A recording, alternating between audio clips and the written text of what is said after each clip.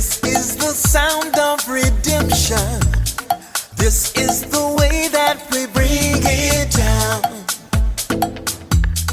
Down, down, down. Down, down, down. Down, down, down.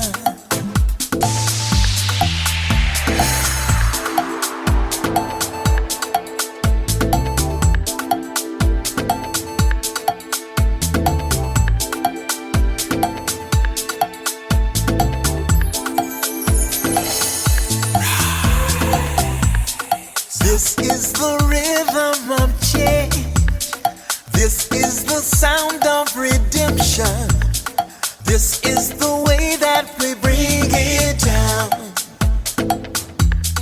Down, down, down. Down, down, down. Down, down, down. Down, down, down. Igniting the fire within you, exalting the melody of freedom. These are the things that will bring it down. Down, down, down. Down, down, down. Down, down, down. Down, down, down.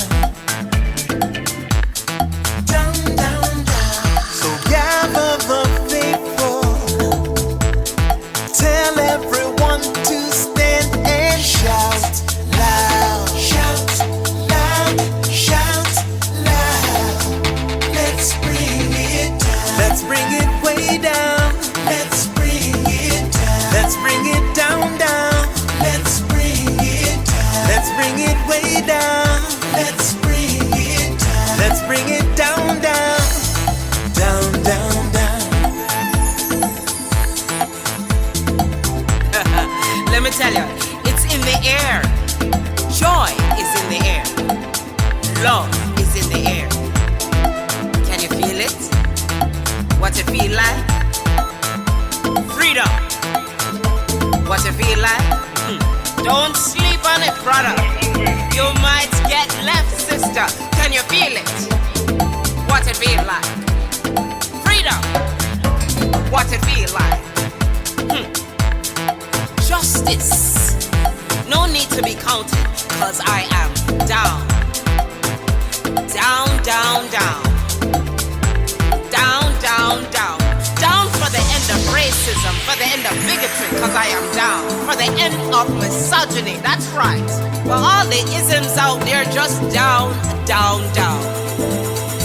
Let's bring it down. Rise up, people.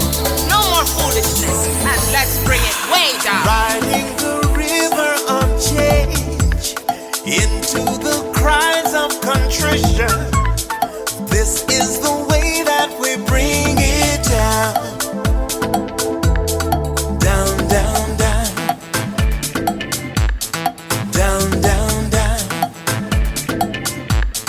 Down, down, down. Down, down, down.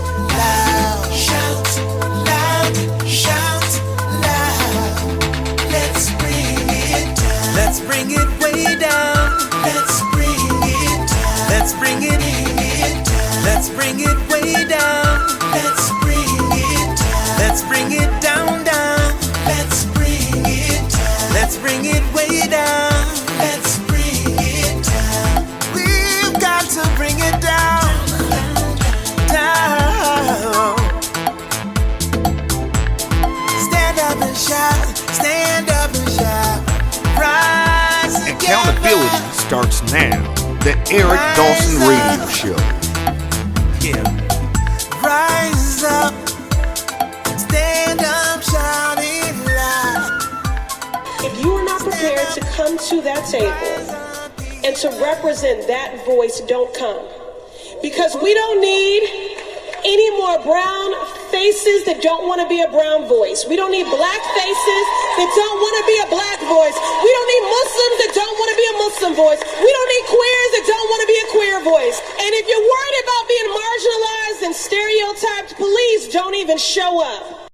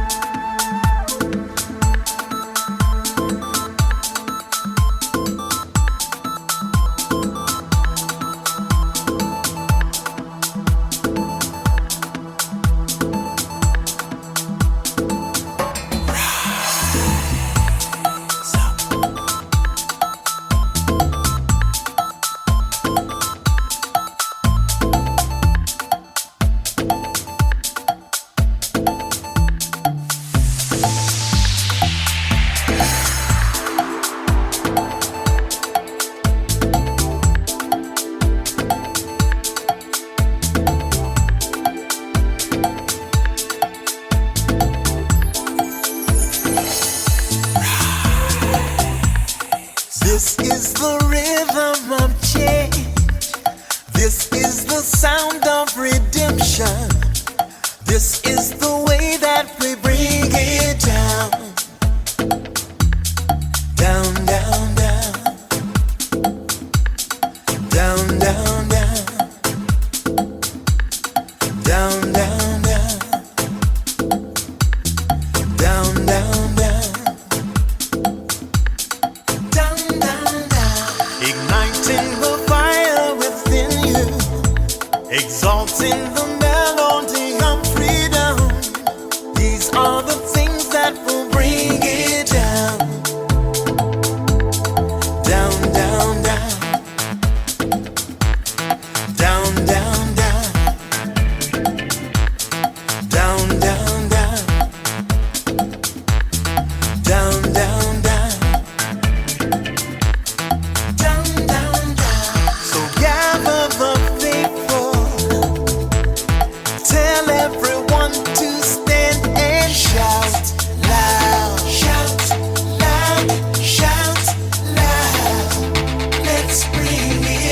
Let's bring it way down. Let's bring it down. Let's bring it down, down. Let's bring it down. Let's bring it way down. Let's bring it down. Let's bring it down, down. Down, down, down. Let me tell you, it's in the air. Joy is in the air. Love is in the air. Can you feel it? What it feel like? Freedom. What it feel like? Don't sleep on it, brother. You might get left, sister. Can you feel it? What it feel like? Freedom. What it feel like? Justice. No need to be counted, cause I am down. Down, down, down. Down, down, down. Down for the end of racism, for the end of bigotry, cause I am down. For the end of misogyny, that's right. For all the isms out there, just down, down, down. Let's bring it down. Rise up, people. No more foolishness, and let's bring it way down. Riding the river of change into the cries of contrition. This is the way that we bring it down. Down, down, down. Down, down, down. Down, down, down. Down, down, down. Down, down, down.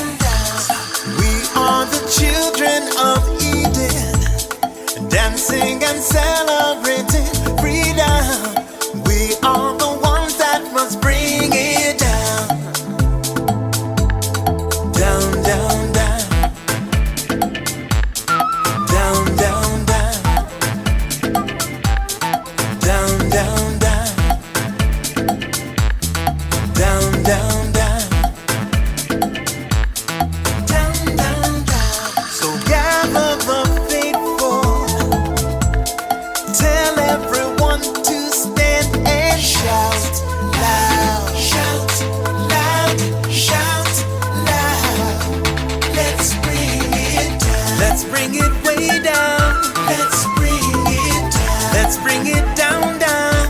Let's bring it down. Let's bring it way down. Let's bring it down. We've got to bring it down. Down. Stand up and shout. Stand up and shout. Rise together. Accountability starts now. The Eric Dawson Radio Show. Yeah. Rise up. Stand up, shout it loud. If you are not prepared to come to that table and to represent that voice, don't come. Because we don't need any more brown faces that don't want to be a brown voice. We don't need black faces that don't want to be a black voice. We don't need Muslims that don't want to be a Muslim voice. We don't need queers that don't want to be a queer voice. And if you're worried about being marginalized and stereotyped, please don't even show up. Woo! Kevin Jenkins. What's up, buddy? Hey, man. Listen, I want to first say the phone was ringing off the hook and people were inboxing me saying, yo, you guys going live today or what? So I'm glad that there's a hunger and a thirst for knowledge out there. And thank you guys I'm happy you did that because I was saying to myself, if Eric doesn't call me in 20 minutes, I'm going to the gym. And as I was downstairs sneaking something to eat that I normally eat around this time, you called me. I said, okay, we're back on then. Yeah. So how you doing, buddy? Hey, I'm doing all right. I'm doing all right. So listen, guys. The banter that we normally would have, because we only have an hour to go. We're gonna try to get straight to some of the things that are imperative to talk about. I gave you a call. Kev told you that there were some things that I wanted to address today, and one of the things that I want to talk about is net neutrality, right? It was a conversation that we've had a while ago about how the government is attempting to. I hear feedback. Oh, you hear feedback? Hold on, let me make sure. Yeah. Make sure, buddy. But okay,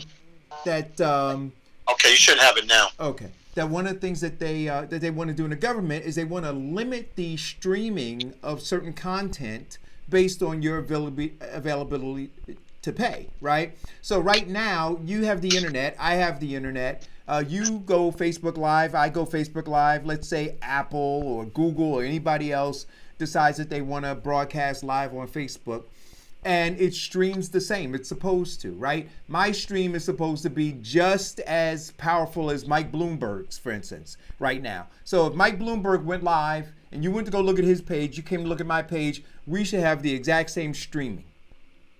That's neutral, right? What they want to do is they want to change it so if Mike Bloomberg pays more money, what they'll do is they'll open up his bandwidth and they'll shrink my bandwidth. And the important thing about this is we're trying to figure out why, we kind of have an idea, right? If you guys go and look, you'll see that we have these spikes where we, used to have 1,000 views or 2,100 views or whatever number of views. And then we dip down to like 78 views, right? Or few comments. And then people say, hey, Eric, I didn't even see you in my feed today. These are some of the things that the algorithms do to try to choke out content. Now, when I was talking to somebody about this morning, that's what made me think about it, Kevin. They said, Eric, you're a conspiracy theorist. And I said, wait a minute, I want you to pay attention now. Understand that right now, Twitter has decided what? They're not gonna allow any campaign ads, right? So how does their algorithm determine what's a campaign ad? Because they've already decided that they're not going to do it. Now they just made it public that they're not going to do it, right? But they could have been private about it and used the same algorithm to eliminate certain kinds of ads. Facebook said what?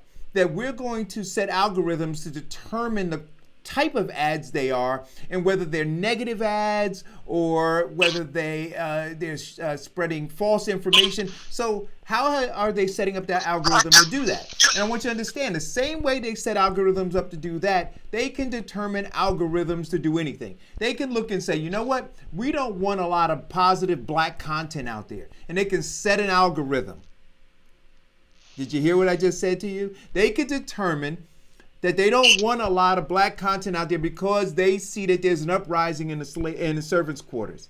And so they could say, you know what, we need to limit that kind of content. And so one of the things that was disturbing was when I got the phone call this morning. They said, hey, Eric, I went to look at your show yesterday, and the wheel was spinning and spinning, which means what? It's buffering. It's processing because it's choking the data as it's coming through. He said, and then I just got tired, so I went to something else. And that is their goal through how they want to deal with net neutrality. They want to dissuade, they want to discourage people from going to certain websites. So now you come to our site, you come to our Facebook page, or let's say we had the website up and you came to the website and then you got it spinning and spinning. Well, we're a culture right now that is what? A microwave culture. We want stuff instantly. So when it's not happening instantly, what happens? You get discouraged, you get dissuaded, and you move to something else. So now if you're still looking for content and you're searching around and everywhere you go, except that place over there, the wheel is spinning, guess where you're going to spend your time? Where the wheel's not spinning. And now once they know you're there, right, they now send you the data they want to send you. I hope that was clear to you guys. So we need to push back. Now, none of your local elected officials are talking about it. Your current congressman in the 10th congressional district, what does he think about net neutrality? See, because it services him. Well, because it benefits him. I want you to understand. In the end of the day, it benefits him, right? Because if he's a part of that establishment and they cut a deal that says, you know what? Yeah, we're going to have some internal fighting, Republicans, Democrats, but we're going to keep everybody else on the fringes. And the fight's going to be between us, and then we're going to cut the pie up the way that we want it cut up to make sure that you keep your job, you keep your job. Maybe we just move around contracts and move around, other kinds of patronage jobs and things like that. But for the most part, we're going to keep things basically the way that they are. Well, then it benefits him, right? To have a guy like me, a station like this, be choked out. So I want to know what he thinks about it. Yeah, well, no, it's happening. I read about it every day. It's happening every day. Our shows are under attack. Black media, the new black media is under attack. We talked about this months ago, and they're not going to stop. They gave us a break, but we're back on their radar screen, and they're talking about it all over the country. I mean, Facebook is doing this. One of the things, though, that I'm really looking at is we might have to just eventually, if they keep this up, because they're going to keep it up, I should not say that, we might need to just move to YouTube permanently. Because they're not, they have problems over there, but they don't have these problems. Yeah. Plus they do, I think they do revenue sharing. They allow you to do advertising, all kinds of stuff, I think, on their platform. So we're going to be looking at some stuff, guys, but this is why it's important for you all to help us, right? It's important for you to share the show. It's important for you to be active. It's important for you to get involved. Now, Kevin, I want to play this clip, and I was trying to play it the other day, right? But I couldn't get it up. Now, wait a minute, man. You know what, Kevin? Oh, wait a minute. I think I have it. I think I know how to get to it. So I'm gonna play this, and this hopefully, guys, will explain what it is that I'm talking about. Right? Hold on.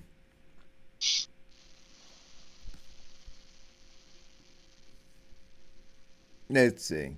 There's only one way to be free. It's not something that someone gives to you. It's something that you take. Nobody can give you independence. Nobody can give you freedom. Nobody can give you equality or justice or anything. I'm for anybody who's for equality. I'm not for anybody who tells me to sit around and wait for mine.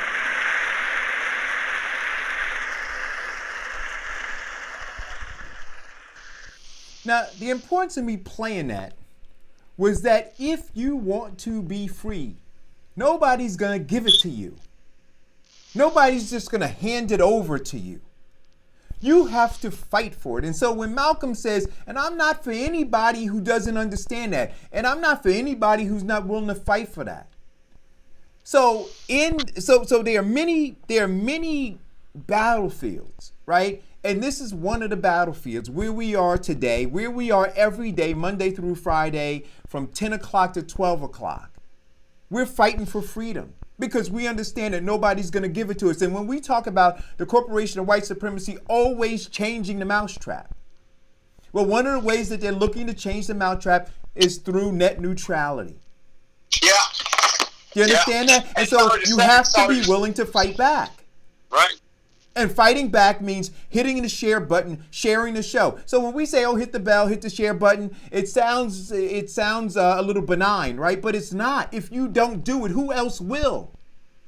Do you understand what I'm saying to you guys? I mean, we're not saying give us money. We're saying, look, if you believe that what we're saying is truthful, if you believe that by 2053 there'll be zero wealth in the black community, if you believe that we are under attack, if you believe all of those things, then hit the share button. Because nobody else is going to do it. In fact, like I said, we're under attack. They are trying to diminish the reach that we have. But you, through watching the show, can continue to hit the share button. You can go through your phone. You can send a link to YouTube. And I agree with you, Kevin. We need to be off-ramping to YouTube. But we need to use this platform, right? And get people to go over to YouTube. And then take the YouTube link, go into your text messages, and then create group text messages, and then send it out. Damn it, we're under attack. Yeah, I think that YouTube, as we discuss it in the next couple of months, that's probably where we're going to end up being at anyway. Because I've been watching a lot of YouTube. I'm shocked that I even watch as much YouTube as I do. But they have a lot of good informative shows and a lot of good content. And Facebook, they don't, they're like, listen, we don't want black faces with black voices. We know that already. So I'm glad we're going to decide to make that shift whenever you're ready to make that shift. But listen, Bloomberg, listen.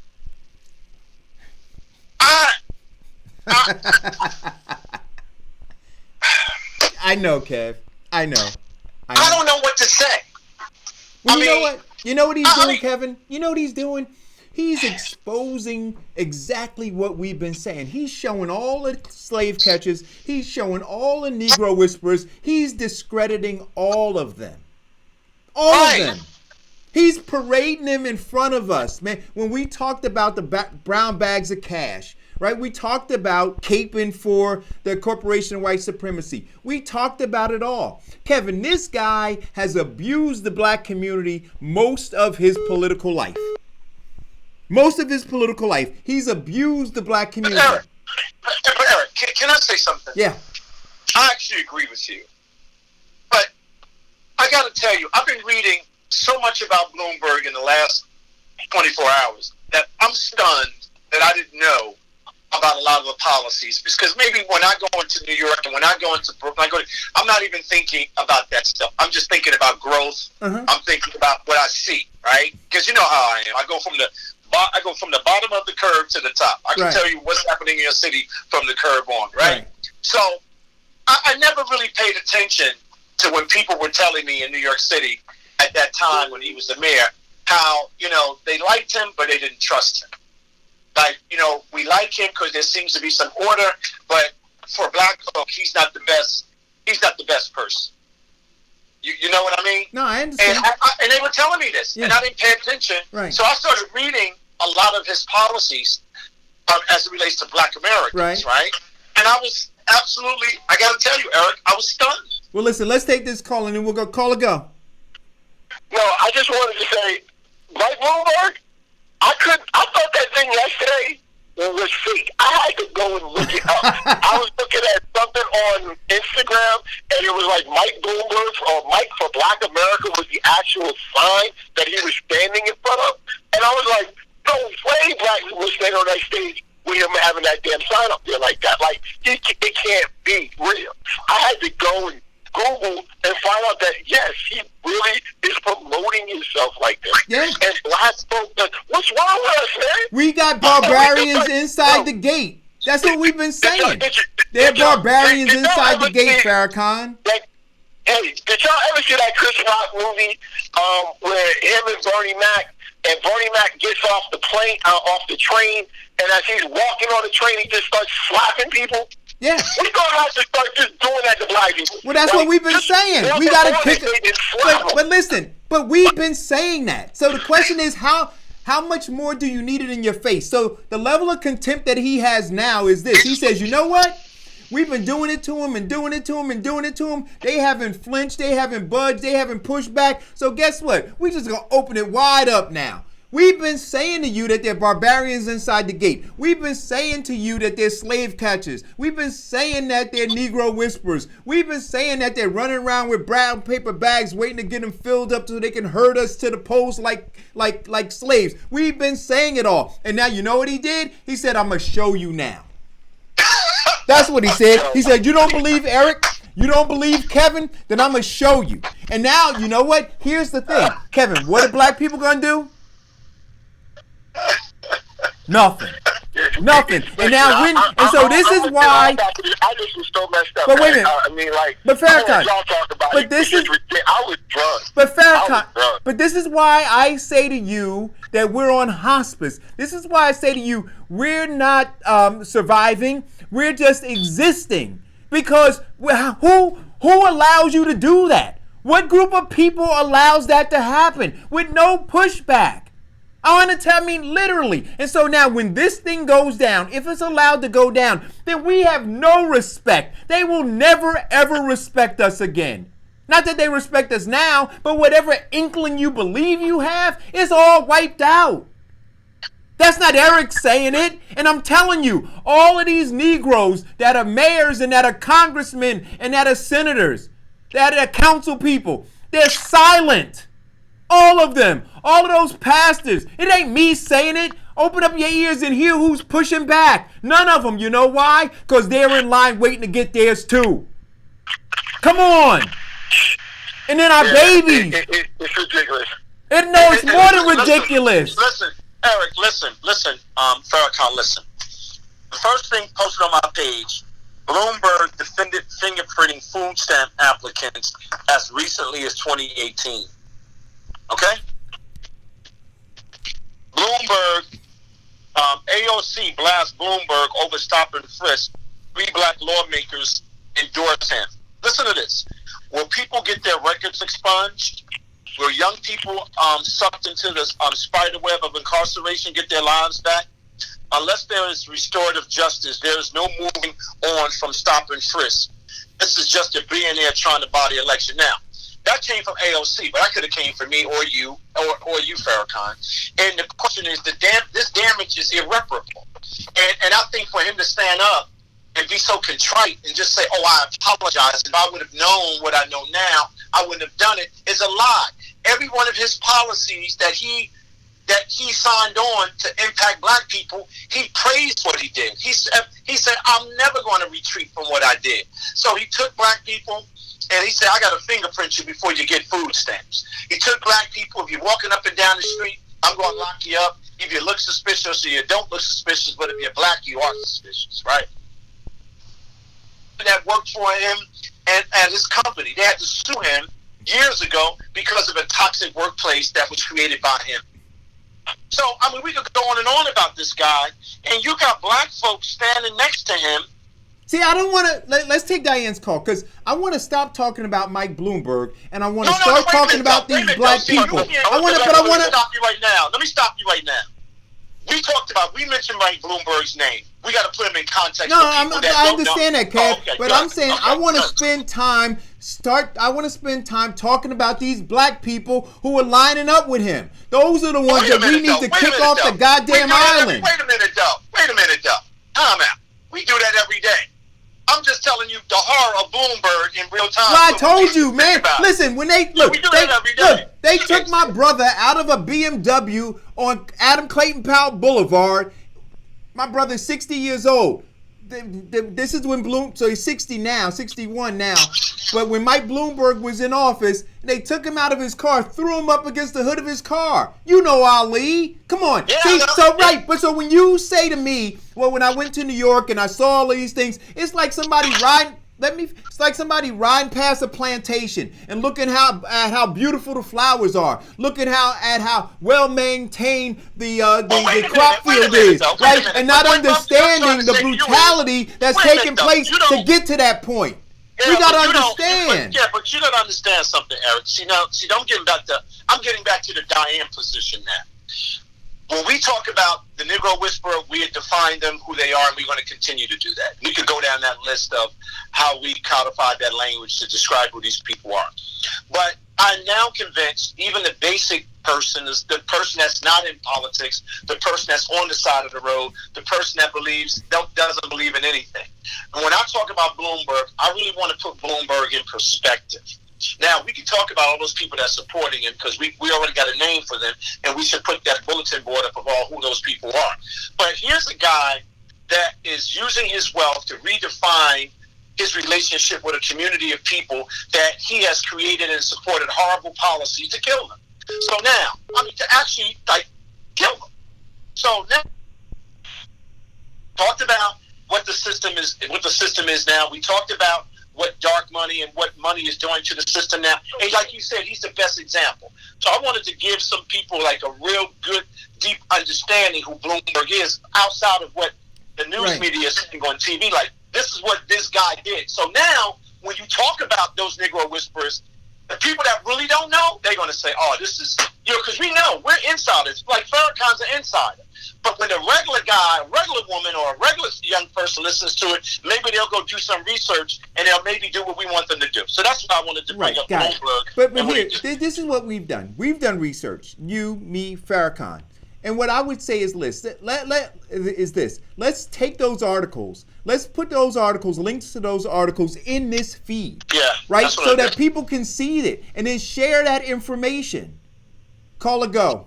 I have Diane and I have another caller. I was literally sort of going to just say that, Eric, what you just said. That's what I was calling. And what happened? What were we supposed to be organizing to put together a report card on some of these politicians or something and make the Negro list? Right. No, sure.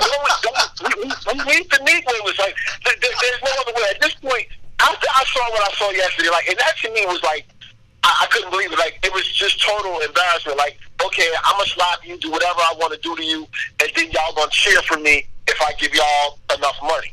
And I just felt you know what, now it's time to truly expose you. We got to put the list of, remember when you was on the stage with this one, and, put it by their name and their true history, what they're really doing, their lack of Farrakhan. But what I'm going to say is this. What I'm going to say is this, right? We can work on doing this. Kevin and I have a certain amount of bandwidth, so we try to do, as much as we can do, right? What I would say is this: everybody who's watching the show, take a responsibility, and just within your sphere of influence, the 20 or 30 people, your family members, your friends, just work in there, work in that group of people to educate and inform those people. If you have a barbershop and the people come in Farrakhan, you do it, right? By turning us on every day, and we appreciate it. And by sharing the information and having this conversation with everybody you're exposed to. That's where we can start. If we do that and then we win people over and reach out, we can make some gains. I talked about how at the beginning of this process, and we laughed about it, but it's the truth. At the beginning of this process, my mother was saying that she was going to vote for Joe Biden. And I said to you, what, Kevin? I got to go to work on her. I got to educate her. I'm going to sit back and listen. Right? And I started showing her articles. I started telling her, hey, Mom, when you listen to this, make sure you listen to this too. Though I'm not going to tell you don't listen to this, but I'm going to expose you to some more stuff. I showed her how to use the apps on her computer, on her phone. I started sending her links to stuff. She started reading it. See, you got to go to work. But if what you're doing is tuning in here and waiting for us to do all that work, waiting for us to somehow reach all these people, or waiting for other people who have platforms like this to reach those people, it's not going to happen. Get in the fight. Call a go. Hey, good morning, guys. Good morning. Good morning.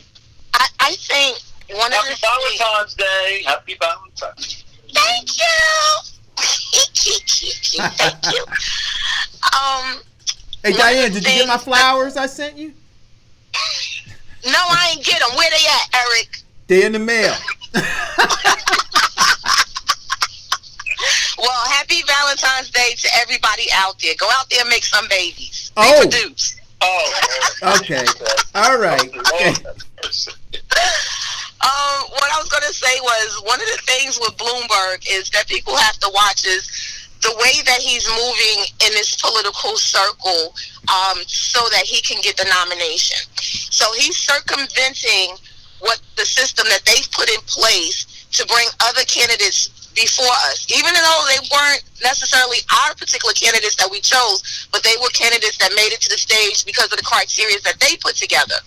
And now he has circumvented that, and he is moving around that to say, I don't need your system. I'm just going to go straight to the voters and let them put me in, i.e. sort of like a write-in to get me there to where I need to go. But what he's doing along the way is he's pulling everybody else's campaign workers. So every time Kamala Harris falls off, Cory Booker falls off, Yang falls off, he's going after their campaign workers, and they're now working for him. Nothing wrong with that, but people need to look at that to see these people that are constantly jumping ship from one campaign to the next campaign to the next campaign, because all they're doing is selling you a campaign. They're not really selling you a viable candidate that is going to work for you. Kevin and I talked before, and we said the system has to be, this Democratic Party has to be destroyed, and he's going to help destroy it because nobody will have faith in any of the candidates out there. I mean, people, like you said, Eric, they were rooting for Biden, and Biden is, and Biden is gone. Biden is No, but dead. understand what he's doing, Diane. He's rebuilt. So here's what's happening. He's rebuilding the Democratic Party the way that he thinks it needs to be built, to fortify it and to keep people out. So he's building his own wall. He's building a huge wall around the Democratic Party, around all of those people who are living deliciously off of your misery so that you can never, ever, ever get in again. Right? That's what he's looking to do. I want you to be clear. And when we he's creating a monopoly. When we say break down and tear down the Democratic Party, it's tear it down so that we have access. Not tear it down so that you can build it up to keep people out. But he has no intention on doing that. And the craziest thing for me, and I saw it in one of my posts today, is folks are looking at and they're saying, well, you know, if we go with the guy over there, they're gonna call us socialists. They're gonna say that we're communists. I said, well, but you know better, right? You know that he's not talking about Cuba or Venezuela and all those things. You know that's not what AOC and the rest of them are talking about, right? Yeah, but it's going to be hard to convince people. I said, well, what are you? And then it made me think about what Ayanna Pressley said. She said, if you are scared and if you're concerned about being called a goddamn name, then move out of the way. This is a real fight. And so you're concerned about somebody calling you a goddamn name? What are we talking about? Right. But that's the reality of how people are thinking. That is the reality, and that's how. But then we're gonna die, like Kevin said. Then we're gonna die. Yeah. I mean, we gotta stop. We gotta cut to the chase here. You got a primary that's coming up that'll be here by June. We don't have much time, y'all. What are you doing? How many people every day are you communicating with? So we're going to put the links in the thread. But then who's going to carry that? Who's going to take that baton and move it through their sphere of influence? All of the people you know. So the other issue is people are saying, okay, Biden's out. You already pointed out all the reasons why Biden shouldn't be the candidate. You pointed out reasons why Kamala and Booker and they shouldn't be candidates. Now you're pointing out the reason why Bloomberg shouldn't be a candidate.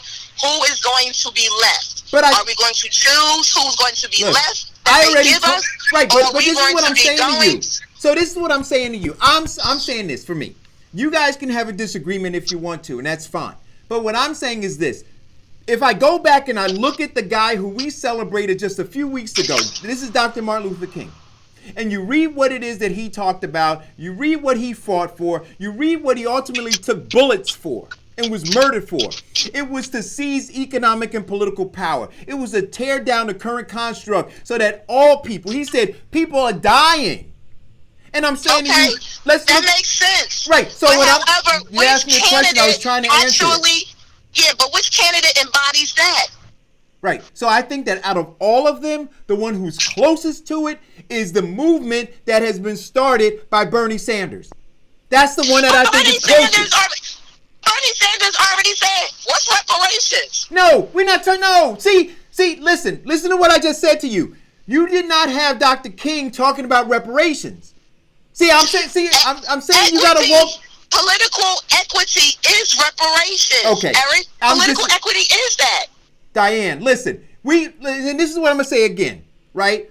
We didn't have this fight about reparations when we elected a mayor. We didn't have this argument and this litmus test about reparations when we elected assemblymen and freeholders and senators, state senators and U.S. senators. We didn't have this discussion, let me finish, about reparations when we elected Congress people. And now we want to sit and say, you know what?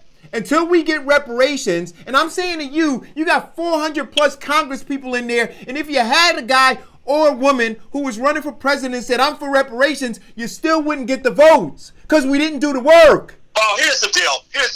Every day I don't subscribe to the narrative that you're saying that whatever happened to the reparations discussion, or why didn't they discuss the reparations discussion? The bottom line. That's not what I said. Wait a minute. Well, I'm just saying though. You but said that's not what I said. Those congressmen and those other people, or whatever. Well, either way, you tell me one congressperson. You tell me one congressperson, one U.S. senator, one state senator.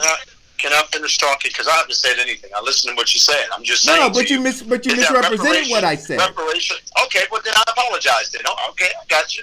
Okay, what I'm saying to you is this: reparations for Black Americans in this country is my number one issue. That's my number one issue, and I think that every Black American, if they had any sense, would understand that when we talk about all of the issues that we talk about, if we talk about economic empowerment, if we talk about political empowerment, all of that to me, if we're going to showcase any of those attributes that we talk about on this show, I think reparations is absolutely essential for Black Americans in this country. That's it. I mean, I draw the line. Well, I don't care about it.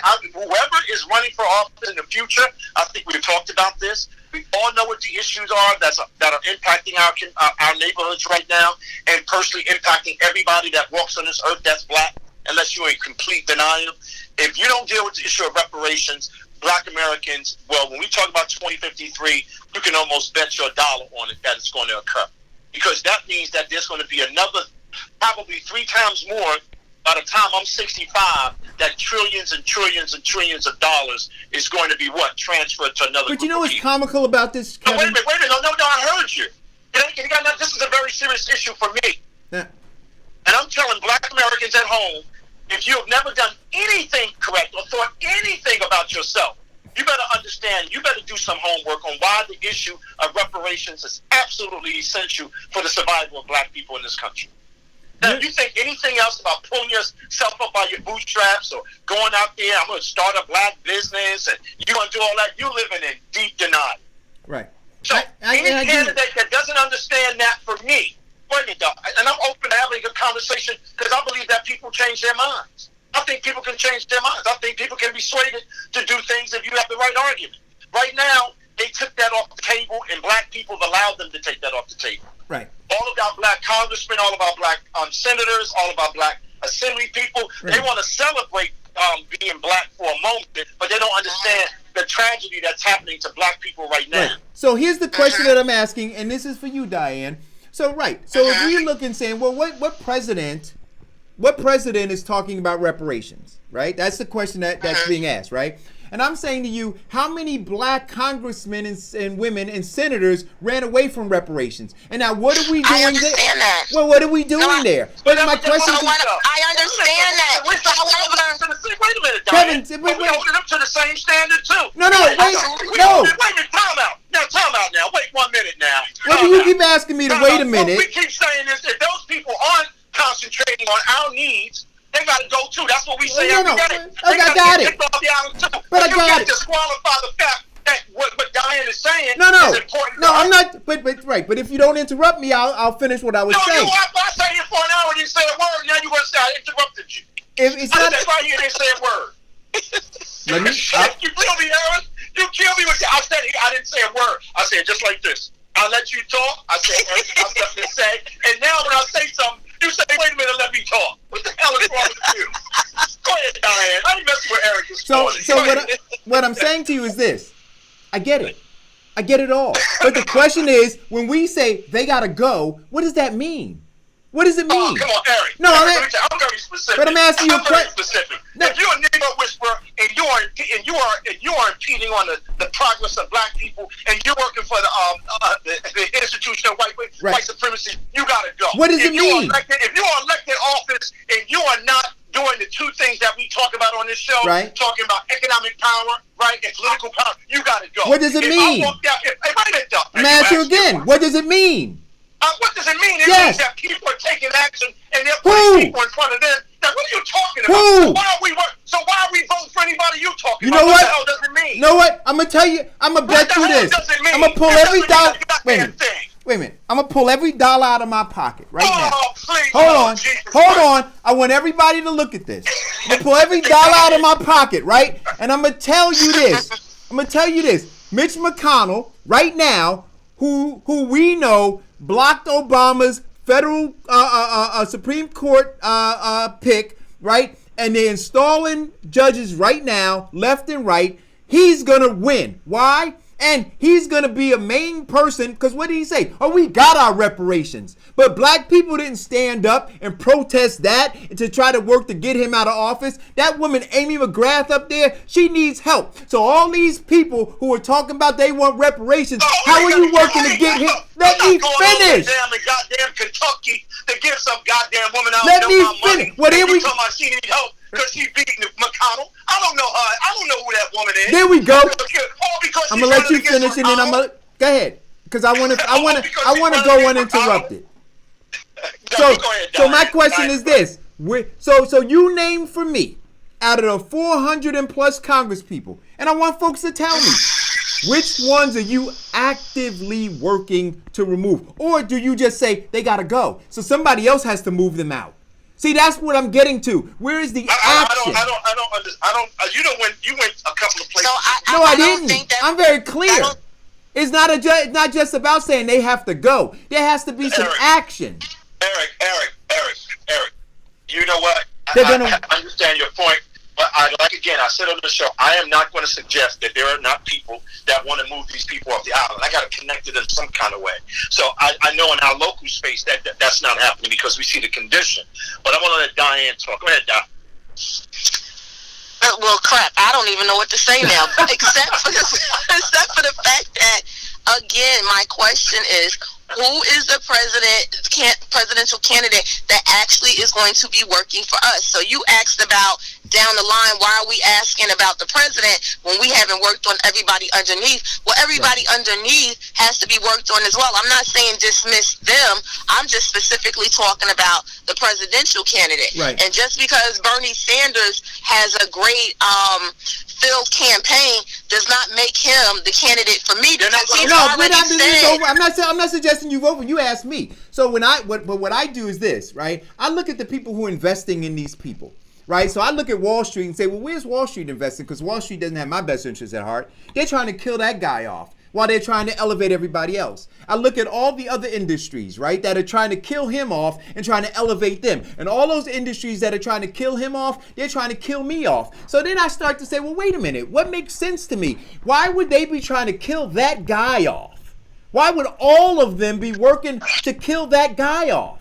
What is it about that guy and his movement that everybody is working to kill him off? I got to think about that. I got to look at it. And when I look at it, I go, well, wait a minute. Maybe because all of those people are responsible for the 99% who are currently underfoot. And within that 99%, that 13% that represents foundational black Americans that are at the very bottom, maybe those people want to keep us there and they want to kill him off so that any movement, any possibility of a movement against them would be nullified. So that's what I look at. And so, yeah, is that movement pushing for reparations? No, but that movement is pushing against and moving against a group of people who have been moving against me since the day I've been born.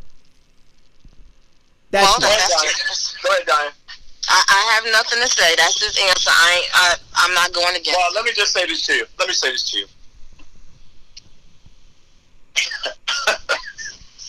I gotta say. I know. Look, he draining, isn't he, Kevin? No, but I gotta say. No, listen. When this guy is dumping all this money. Oh my God, that was not an intro for you to go back in, Eric. I gotta say this. I have to say this. Go ahead. There's going to be an election in November, right? And the Democratic Party that black people give 95% of their vote to are not compassionate to them at all. They don't show black people any compassion whatsoever. And I think that black Americans in this country are going to have to they're going to have to send a message to the Democratic Party or anybody that they give 95% of their power to, that the things are changing. If they don't change their voting pattern in this election, and if they don't show the world that we are dissatisfied with the group we gave our 95% of our vote to, things are never going to change anymore. I just don't see it. Unless there's an absolute revolution in this country at a whole nother level. Unfortunately, I think that's where we're going. We're going in that direction. And I gotta say, I just think that black Americans need to pull back. And well, we see what they're doing with Bloomberg. I don't even know if any of those people are real black Americans. I don't know who the hell they are. But I got to tell you something. Black people that are not a part of the system or insiders are going to have to really make a real serious decision. And I think right now, the way this election cycle is going, you're going to have Trump as the president again. And you're going to see a seismic shift across the country, because I believe there's going to be a lot of people from my early statement that's going to just not vote. They're not going to vote. They don't see any hope in this. They don't see any chance. They don't see anything. And that's unfortunate. They're not going to vote. And if they do vote, they're going to go vote for the wrong reasons. I don't think they're going to allow Bernie Sanders to take the mantle of the Democratic Party and stand with him. I think they're all working against him. I think the system doesn't want him because, forget about him coming to help us. They're worried about their own interests. Nobody's worried about black Americans in this country. They're worried about their own interests. Black Americans are not worried about black Americans. What's that? Come on. Black Americans are not worried about black Americans. Well, if they continue in the pattern that we see that they're doing, you're absolutely right. I'm not disqualifying that either. Right. And that's my discussion about us being, we are in serious And so that's why I asked the question again. So if black Americans, through their vote, haven't been concerned about our interests, which are what? Economic and political power. So when you talk about reparations, I got it. But when we have shown historically that we vote against our interests, right? Well, that we willfully dive into these ditches of death every day. But we're looking for somebody else to have a plan for us. Somebody else. Well, who else has a plan? Because you know what? I didn't show up and vote for the right people. I didn't persuade my family to vote for the right people. I didn't get my friends to vote for the right people that are pushing toward our best interests. I didn't do that work. I didn't do that hard work. But now I want to look and I want to tell that person who doesn't look like me, right? Who's not foundational black American. I want that person to do the work. What are we talking about? I don't care who you are, but if you're running for office, people have the opportunity. They should have the opportunity to ask you whatever they want. Kevin, listen. You know what though? But then we're not understanding the game. But then we're not understanding. I have the right to ask. If you're running for president of the United States of America, I have the right to ask you. You know what? Whatever I choose Kevin, to ask. but you know, so. What are you saying? Are you saying that we don't have the right to ask someone?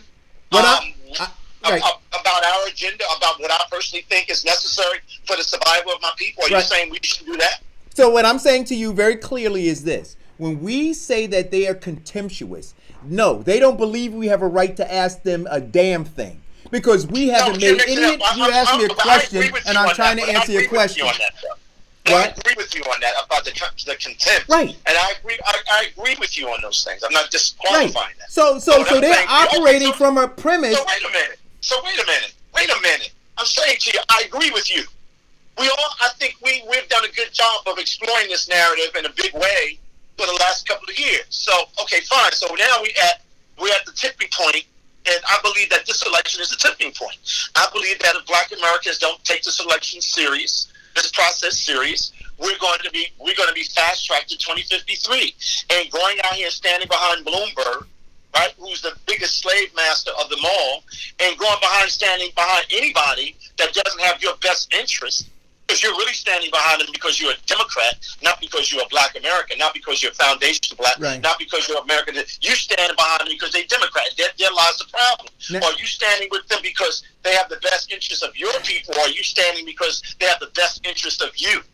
Now, And that's what I'm saying. Now, I'm and gonna- I think a lot of Black Americans need to pay attention to that. That this system has no compassion for you. These people that represent you have no compassion for you. These people that you see and sin in front of you, they're using you and, like we said, hurting you like cattle. So I want to be able to articulate to people that, listen, none of these people have your best interests as a team. Now, maybe individually you might can have a meeting with them, but that doesn't resolve your issues as a people. So as a team, we're losing. So as a team, we have to make better decisions. As a team, we have to invest better. And if we've been investing in a party for 50 years with no return on investment, that's a big question. We need to really be saying something much more serious than what we're saying outside of we got to get rid of Trump.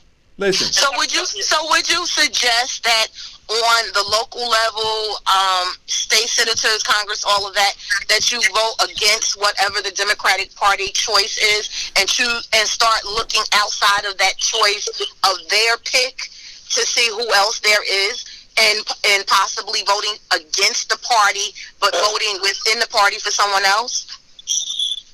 You want me to answer? So Sure. Look, here's what I think. I think that we need to do the work within our families, in our neighborhood. We need to do all of that work first, right? I would say, in terms of looking at the party, looking at the whatever, I'm saying look at your interests, look at your condition. Realize where you are. Your streets are filthy. Your kids are going to these factories of death every day. Zero wealth by 2053. The racial wealth gap is growing exponentially. That's our condition. Right? And we need to inform, engage, and empower everybody within our sphere of influence. That's what we need to do. Now, I think if we did that first, right, then we would inoculate ourselves. So when you have these BS politicians coming, hello? Can you mute your, right. Mute your phone, Diane. Mute your phone, Diane. And so when we have these BS politicians come in with these nonsensical bullet points on their mailers and in their lit drop, we'd be able to look and say very quickly, no, this doesn't apply to me. Get the hell out of here. No, this doesn't apply to me. Get the hell out of here. But we're not even at that point yet. So I'm saying let's focus there. But I want to say this. So Diane asked a question about, well, which candidate is speaking about reparations, right? She asked a bigger question than that. She was asking, are you going to answer? Are you going to answer that question? Let me. Yeah, but let's say you're going to answer that question. I am. So I want to hear this question. Right. I want to hear you answer this Ready? question. Marion Williamson. I'm listening. Stop interrupting me. Marion Williamson was speaking specifically about reparations. And but she ain't a choice anymore. No, let me finish my point. Let him finish. And the reason she's not. Let him finish. And you finally hurry up and finish. Oh my God, spit it out already. Spit it out. Hurry up and finish. Go ahead, let him finish. Don't say a word. Finish. Marion Williamson is not a choice anymore because black folks didn't support her. Period. So you wanted a candidate who was 100% for reparations. You had her on the goddamn stage, and you didn't give her any money. You didn't give her any support. Well, I want to respond to that. The system is rigged. The system was rigged against this woman. There was black people that supported her. Guess what? Wait. If that's the case, all of those people that are off the stage now, there's a reason why they're off the stage. The Democratic Party is rigged. Come on. Why do you say black people that support her? I'm telling you. If 9 billion black people supported her, we just talked about who controls the Democratic Party. They was going to never. You know what? That's why I'm saying we need to take a step back and look at this party. Now, wait a minute now. I'm saying now, wait a minute. You saying black people? We making black people solely responsible for her? Wait a minute. She was a Democrat. She ran within the system, and there were black people that supported her. But the system is rigged, and we know. But look, I wasn't going to vote for Marianne Williamson. She was a weirdo. Like, are you kidding me? She's a psychic, right. And she's all it. Like, come on now. I'm right. There we go. You don't have to so wait a minute. So he said something different. He said black people didn't support. I'm like, wait a minute. You know what? Say that. But I'm gonna bring my money out again, and I'm gonna prove my point. Right? So here we go. You know about what? You just said black you know what we can do? No. That's what you said. I'm that's what you said. That's what you said. You said black people didn't support her. That's why she off the stage. Now, did he not say that, Diane? He said it, but not only that, Marianne Williamson appeared to be more of a dreamer than somebody who actually could put action, pen to paper, and action. She didn't have support like that. I mean, she did. I'm sure from some people. Wait a minute, but here's the deal. Barack Obama didn't have any experience either. He sold his hope and change. Look, I never said she had experience with this, but I'm just saying, yeah. I'm just saying, you know, if you really want to use that as a criteria. Right. So let me say this too. So here's the other piece about Marianne Williamson, right? So now, black people, if you want to off-ramp your vote, if your belief is that reparations or bust, right, then write Marianne Williamson in, because she said she'd be pushing for reparations. So now, you can vote down ballot on everybody else, right? And then you can write her in. So what I'm saying, Kev, when you say the system is rigged, right, so she's not on the debate stage, people heard her and heard she was the only candidate who spoke specifically about reparations, right? So now, if that is where we are, then let's see how many write-in votes she gets. And I'm going to show you once again that black people are not going to support. What are you talking about? We're talking about a presidential candidate. We're talking about somebody running for the president. So here comes one excuse. I want people to understand. See, so there'll be an excuse after an excuse after an excuse after a goddamn excuse, right? So what do you want? What do you want? You had a candidate who was speaking about reparations, didn't financially support her. What do you want? We got 7 candidates left, right? And the way it looks right now, black Americans are going to do what they normally usually do, give their power away. I mean, I'm not going to get in the weeds about writing her in and all of that. The bottom line, the system is not going to work for us because we're not changing how we activate ourselves in the system, period. So guess what? We can have this conversation with black in the face, not blue in the face, black in the face. And you know what? Right now, trending tells me that black Americans are going to go do exactly what they always do, give their vote away for free, and come back here and scream and holler and be angry about their present conditions. Or maybe they're not going to do that. I don't know. But there are a lot of people that listens to this show, that listens on a daily basis, that go out and they do talk to people. And I hope they continue to keep talking to people. Movements are not started with millions of people. They're started with a few people. Bernie Sanders happened to build a movement over all of these years. We now know the system is rigged. They are not going to, we see it. What Trump said was true. It's all bullshit. All bull crap. I mean, it's all bull crap. And you know what? All of these guys are the same as me. Don't let them fool you. They're all here to meet with me for their interests. And if I win or lose, they're going to continue to win, and you're going to continue to lose. So that's what he told his people. So we have to choose a lesser evil. This is black people language. This is what they say to us. Well, we got to choose a lesser evil. That's what we got to end this. So then if that's the fact, like Eric just said, then if Bernie Sanders is not given a nomination, the nod from the Democratic Party to be the candidate, then regardless of what his numbers are, his poll numbers are, regardless if he wins any more caucuses or how he does on Super Tuesday, his people and supporters should be ready to do a write-in for him. And that's just what it's going to be. And they can't fight that. They can't fight a write-in. All they could do is turn around and lose the, and say all the election polls and everything went down and throw the counts out. Right. So, right. No. But that's my point. But that's what I'm saying to you, right? So the way that, if you want to really measure it, right, I wouldn't stay home. 1.4 million black Americans stayed home in the last election, right?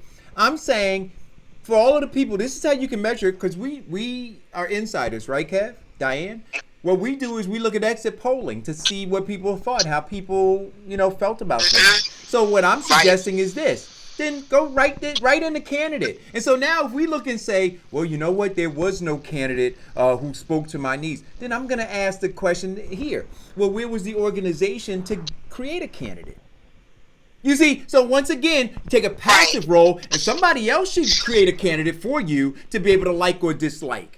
So at some point, foundational black Americans have to stand up and have to do something. How are you going to create a candidate? Listen, this is not logical. But this is what I'm saying. So one excuse, a second excuse, a third excuse, a fourth excuse. Well, who's going to do it, Kevin? Another candidate. Well, who's going to do it? Who's It's not gonna do it? logical what Well, you're Kevin. saying. You're saying create another candidate to put in the mousetrap that we don't control. That's Kevin. not logical. Well, Kevin. What do you, That's Kevin? not logical. Well, then I'm gonna That's ask you a not question. logical. How does it It's get not- done, that's Kevin? not logical, How does Eric. it get done? How does it Wait get a minute, done?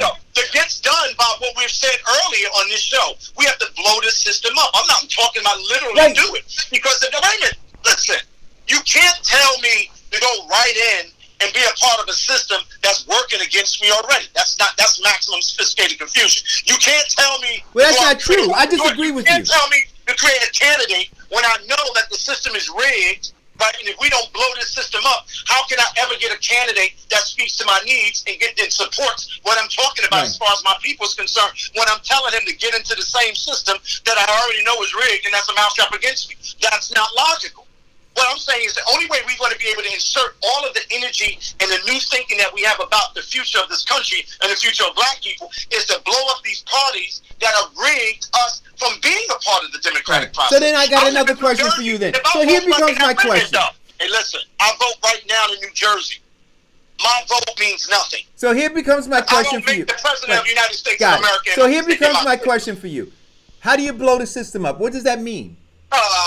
Come on, man. Listen. What man. does it mean? Listen. No, Honestly, you have to answer that because You gotta because, answer Kevin, that question. You can't just say blow it up and Blow then the not system explain up. what that when means. I say blow the system up, let me be clear. Go ahead. No, Let me I be want to clear. know what it means and how I'm you going do to tell it. you what it is. I'm Go going ahead. to How do you do it? blow the system up. Go I'm ahead. going to tell you exactly how we do it. Go ahead. We take our votes and we put our votes over here until this system starts to work for us. And when you do that, people will pay you attention. Or if you want to go out and march and you want to do all that shit, you can go do that. But I'm saying that black people, I've heard on TV all day this morning, black vote, black vote, black vote, black vote, black vote, black vote, all day long, on every one of the shows. Black vote. We got to get the black vote. We got to get the black. We're a commodity to their wealth. So we have to stop being that commodity. We have to take ourselves out of that system and say we will no longer participate in this system. It doesn't work for us. It has never worked for us.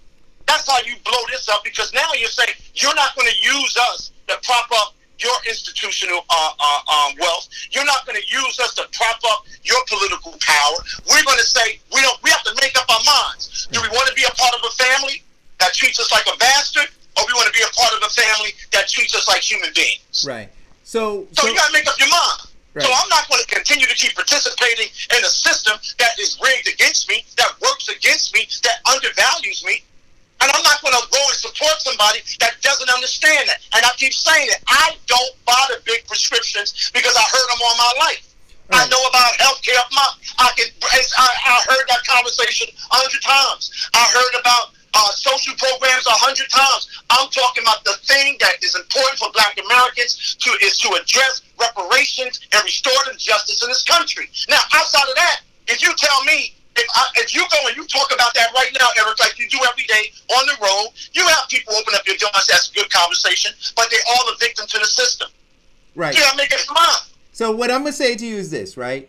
So there's some theoretical challenges with what you just said, and this how Theoretical? Let's take that goddamn I'll let you keep going, and then I want to. I'm talking now. I'm talking. There's nothing theoretical about what I just said, because guess what? It is when how Trump won is that those people took themselves out of that system and they made sure Trump won. When black people wanted Barack Obama to win, they took themselves out of that and they voted for that guy. They can do it when they want to do it. What I'm saying is we have to do it in a bigger way now. We have to do it in a bigger way. What do you mean? I'm not supporting no one, and we should support no one that's not specifically speaking to our issues. You know what Bloomberg did? He said, I'm going to go to Oklahoma, and I'm going to stand up there, and I'm going to give y'all $100 million, and we're going to talk about creating jobs, and the same con job.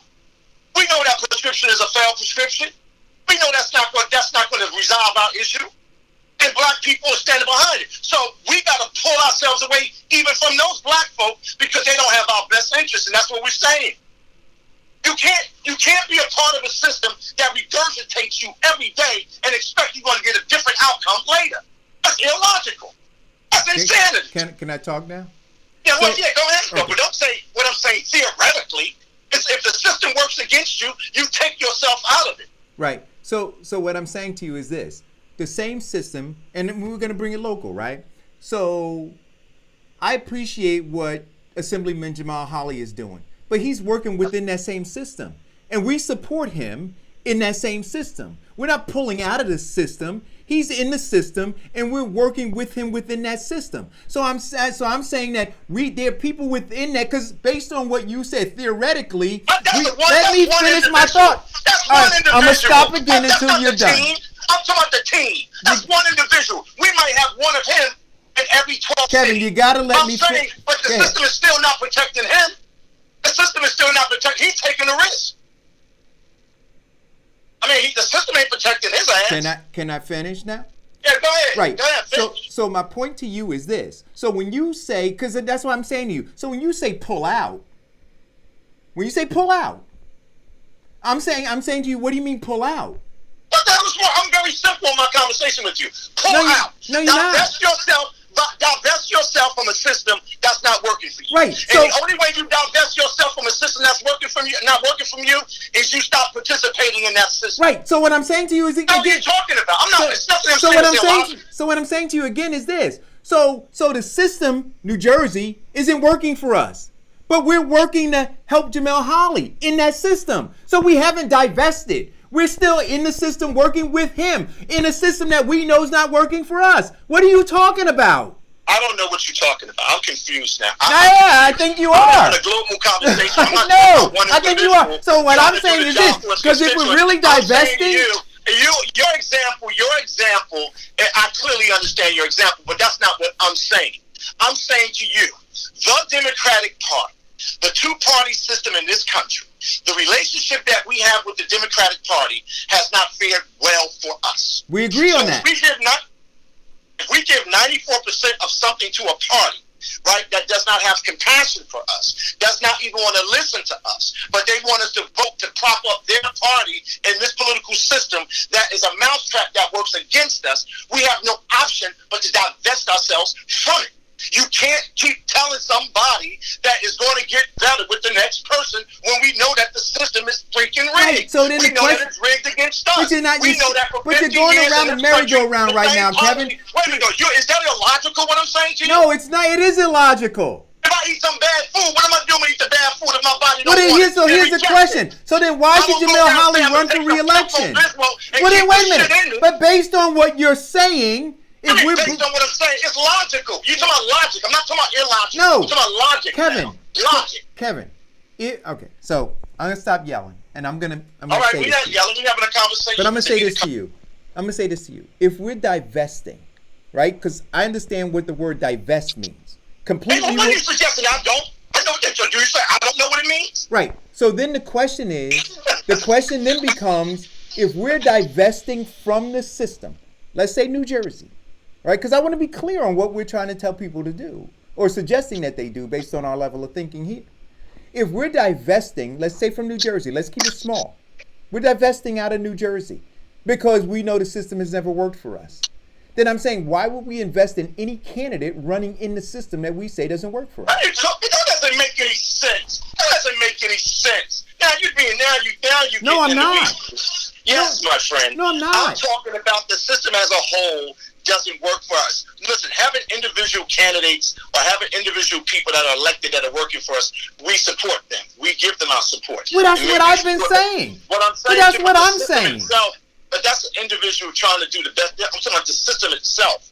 I'm talking about the overall system. This is not complicated, what I'm saying. The overall system does not work to the benefit of Black Americans. I understand and the party that, Kevin. You give your 95% of your vote for does not have compassion for you. I understand that too. Now, so if a system doesn't work, I'm not going to keep trying to operate within the system expecting different returns. Okay. You have to change. You have to take ownership of the mousetrap, build your own mousetrap, be able to leverage your mousetrap inside a mousetrap, however you want to do it. But what we're seeing now is that there are Black Americans all through this country right now that are not concerned about the plight of Black Americans. They're concerned about themselves, and that's why they're standing by somebody like Bloomberg. Yeah.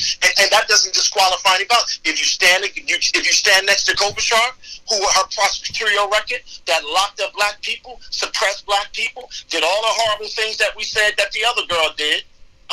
What's up? The sister from California. Oh, Kamala. Right. So anyway, I'm saying to you,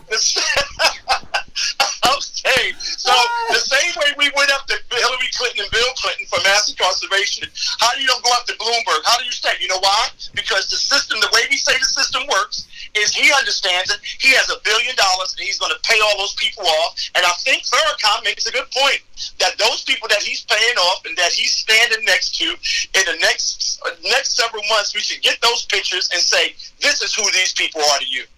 Because they're not fighting for But you. Kevin, wait a minute. But they're putting their own pictures out here. So here you have civil rights activist, Congressional Black Caucus member, Representative Bobby Rush endorsed Bloomberg's White House bid. He's right on ABC's website. His face I know that. Yeah, I know that. Right. I know that. You're Look, right about his that. face is But right think about here. that, though. His face But is think right about there. that, Eric. There he is. There he is. There he But is.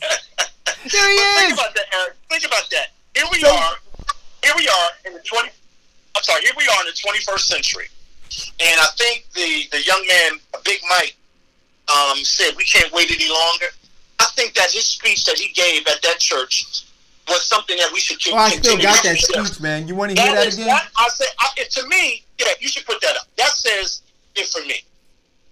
And he said it so much more eloquent than I did, and he said it so much more passionate than I did. I think that speech that he gave at that church was the clarion call for black people. Now, all right, if he supports Bernie Sanders, that's fine, but you got to go deeper into what he was saying. Sure. So I'm gonna play this, and while I play it, Kev, because we're at 12 o'clock, but I want to hear what people have to say in the feed because we didn't do that. Okay. So I'm gonna No play problem. this, and then while I play it, if you would see if there are any poignant comments and things that we have to. All right, here we go, guys. I will. I just want to say one of my favorite writers growing up was a man named James Baldwin. And I remember Baldwin saying, you asked my father to wait, my brother to wait, my uncle to wait. How long must I wait on freedom? How long must I wait on rights and equality and liberty? And as a black child, that resonated with me because I knew I'd been denied and I personalized that. But as I grew, I started to understand poor white people have been denied. Women have been denied. Gays and lesbians, transgender people been denied. Immigrant children been denied. Everybody outside of that 1% has been denied. So I want you to take a few seconds to look to your left and look to your right. Look to your neighbor and say, neighbor, the time is now. There are more of us. We're stronger. We will wait no longer. The time is now. When you go to that booth next year, I need you to carry in that booth the memory of this room. Black, white, straight, gay, men, female. We are together. We are united. Our time is right now. We will not wait 4 more years. We will not wait 20 more years. We will not wait 2 more presidents. We will not wait 3 more presidents. The time is now. The time is not in the future. The time is not some abstract time. The time is not something that might be. The time ain't something that could be. The time ain't nothing that should be, that would be. It ain't tomorrow. It ain't the day after. It ain't coming next week. The time is.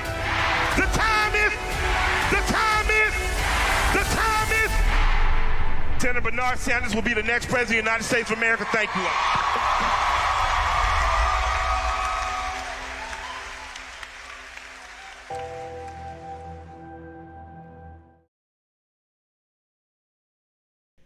You ready? Yep. No, we're on. Oh, okay. Well, Renee was in the feed. She said peace and blessings. China said good morning, everyone. Manera on the road, great day. Eric Dixon said amen, Kevin. Yes, yes, yes.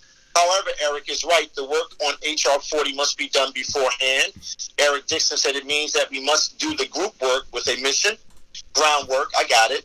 Our vote is for sale. Our vote is for sale. And Denise says, no politician works for us. We basically on our own. Pick the strongest amongst us and let them lead. The time is now.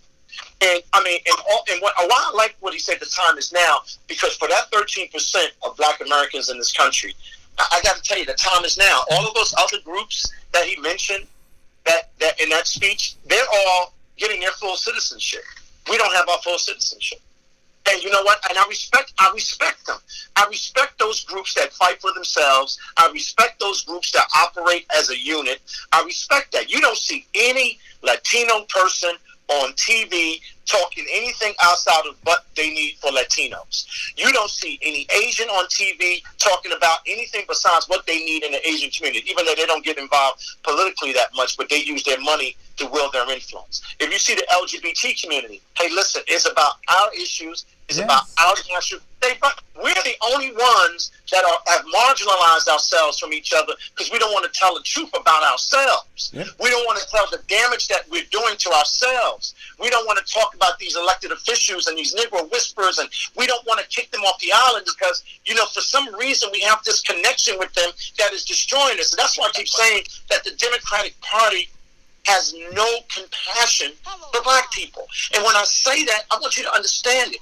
With all of the policies that represent the corporation of white supremacy, with all the policies that represent systemic racism, with all the policies that represent all the horrors to black Americans, this party hasn't done anything to give us support because they don't believe in what we're saying. They believe in what they need to do for themselves. And what Bloomberg is doing, and what all of them are doing, and what the oligarchs are doing, and what the Negro whisperers are doing, and what the slave catchers are doing, we have to break away from them and annihilate. We have to push them off. We have to push them away from us. We have to regurgitate them like a bad meal. And that's all I'm saying. Yeah. So listen, man. I started off today by saying, look, we can't run away from the fight.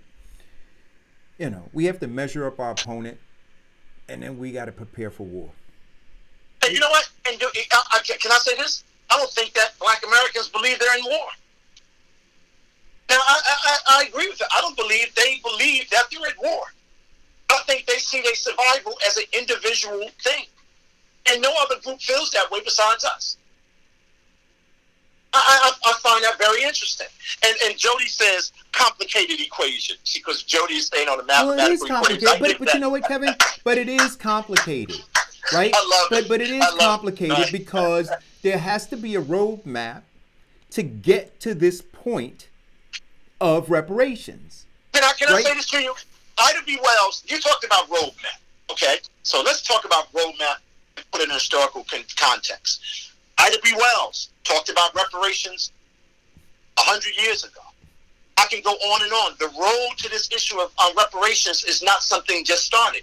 Ida B. Wells, Martin Luther King, Malcolm, I can go. It's a list of people that have written it. Frederick Douglass. Right, but the point that wait, you said road. You said road.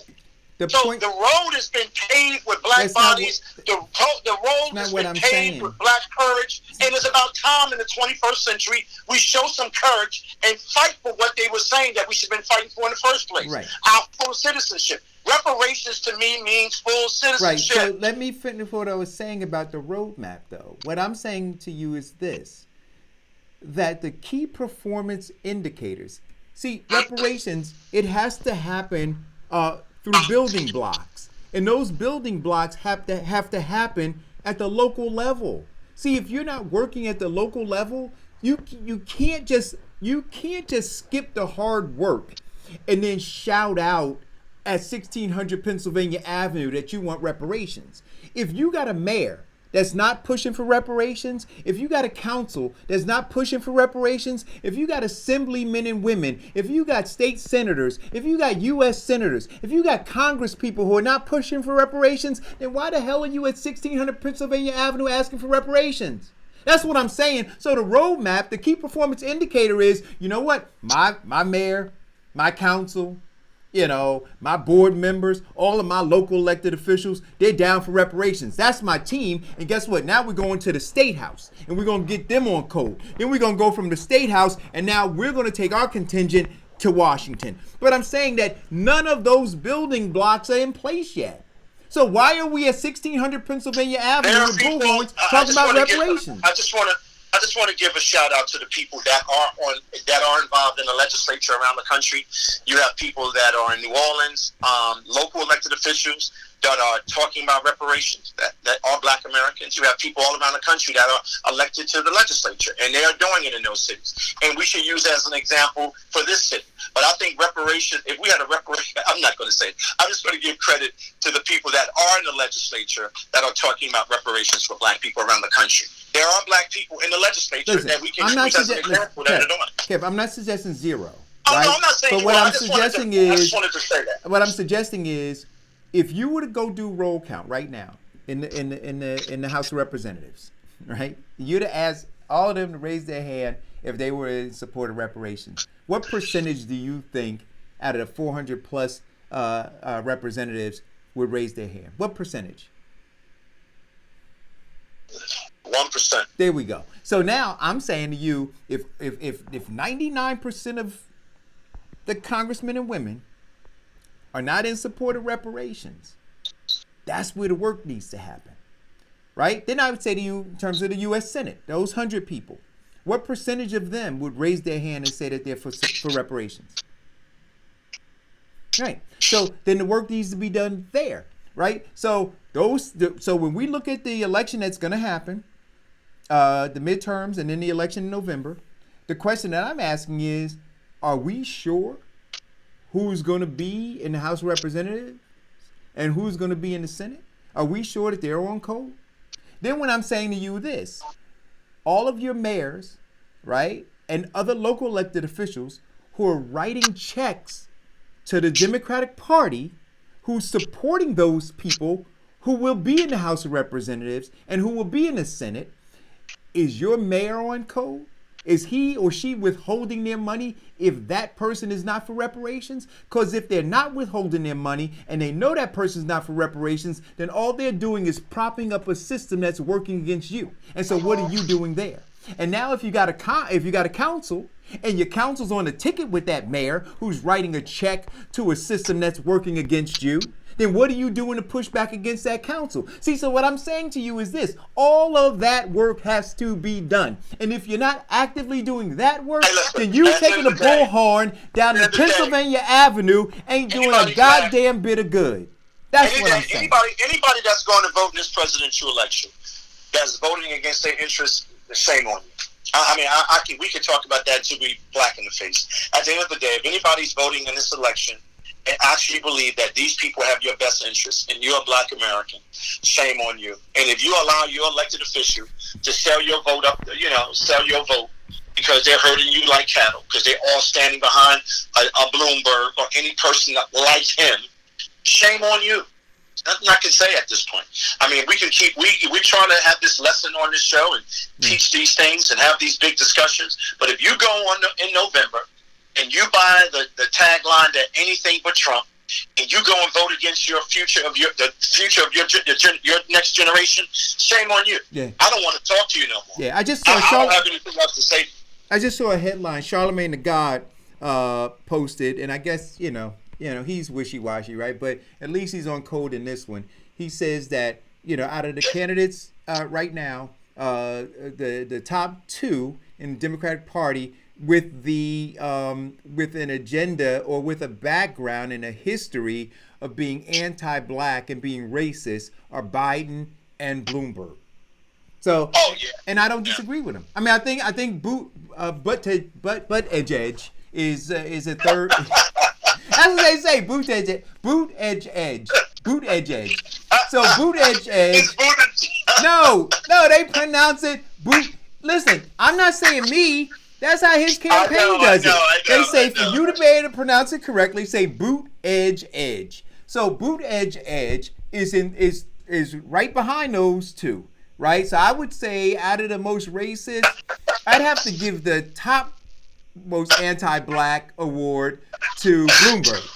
Then I'd have to give the second place to Biden, and then I'd give the bronze medal to boot edge. But listen, guys, in all seriousness, there are a lot of other things that we could talk about. We could talk about pop culture stuff and blah, blah, blah. But your death is imminent unless you do something. They are actively working against you.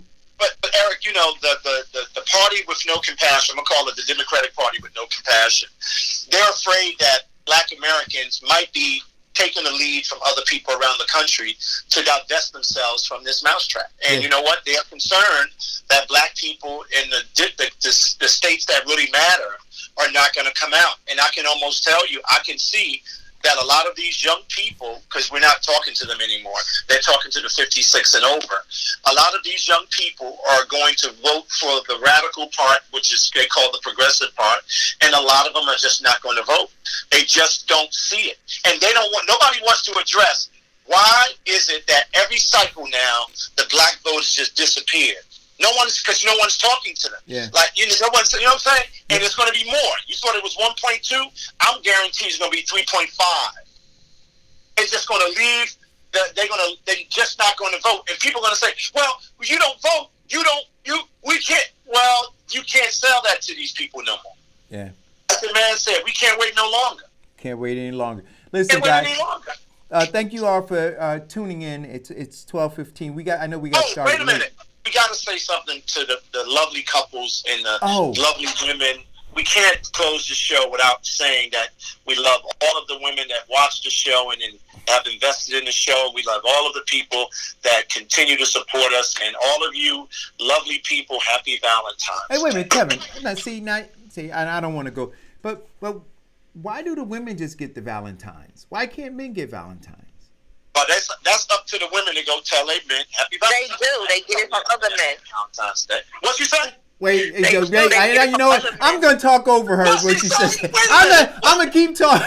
I'm just gonna talk over that. Whoa. Okay, Diane. Hey, Diane. Yes.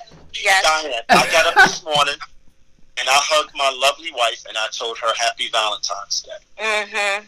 And you know what? I still, in my mind, don't understand why I got to get up on February the 14th after I show the love and affection for my wife that I do every day. And I have to well, it can be as bad as my husband. He rolled over and said Happy Valentine's Day. Then when I got up, he said, we still got to go out to dinner tonight. Well, what time are the kids coming? Do we have to go out? Can we order in and they deliver? I didn't even respond. Hey, Diane. I've known about this for a month. I'm not even responding. Hey, Diane, I got a great place for you to go if you want to go. Listen, if you want to go to a really nice place, it's in, I think it's in Parsippany. I took Mean there for her birthday, which was just the other day. It's a Moroccan place. And if you go to tonight, Friday and Saturday, they have belly dancing. Yeah, no, I'm trying to keep my husband. I'm not trying to give him away. No, thank you. I'm the only one belly dancing for him. Oh my God, that's not going to. Oh, come on, your husband is only. And on that note, let me give you an update for the young lady, the stripper who fell off the 15-foot pole. Oh God. She chipped her teeth, broke her jaw, sprained her ankle, and her mouth is wired shut. Mamba. She had surgery that same day, and through her Instagram feed, she stated she's done with stripping. She's over it. See that? So now you got to take the Mamba. So wait a minute. Now you got to take the Mamba. Everybody was saying, "Oh, we got to give her the Mamba flag. We got to brand her Mamba, right?" Well, now wait a minute. Wait. When Kobe went down, Kobe didn't go out. So now we gotta dethrone her. But that's why I said to you, be careful about elevating people. He knew when it was time to retire, and that's what she did. She has retired her thong. Wait, Diane, she's hanging her thong up? Hey, Diane, we don't want to see her on another pole. She's hanging her Kevin, she's retired her thong. She's retired her thong. I'm glad she did. Thank you, young lady. Thank you all for tuning in. Listen, now I want to hear. Now, in the next 4 years, we hear that she's a doctor. Then we'll be applauding her. You know what? Right. I would applaud her. I would applaud her for that. I want to play as we close out again. Malcolm, that speech at the end. I mean, I just and that was at the end of that series that's on Netflix. You guys got to check it out. But I'm gonna play this again because it is poignant, and I'm gonna make it part of our exit from now on the show. Okay. There's only one way to be independent. There's only one way to be free. It's not something that someone gives to you. something that you take. Nobody can give you independence. Nobody can give you freedom. Nobody can give you equality or justice or anything. If you're a man, you take it. If you can't take it, you don't deserve it. Nobody can give it to you. I'm for anybody who's for freedom. I'm for anybody who's for justice. I'm for anybody who's for equality. I'm not for anybody who tells me to sit around and wait for mine.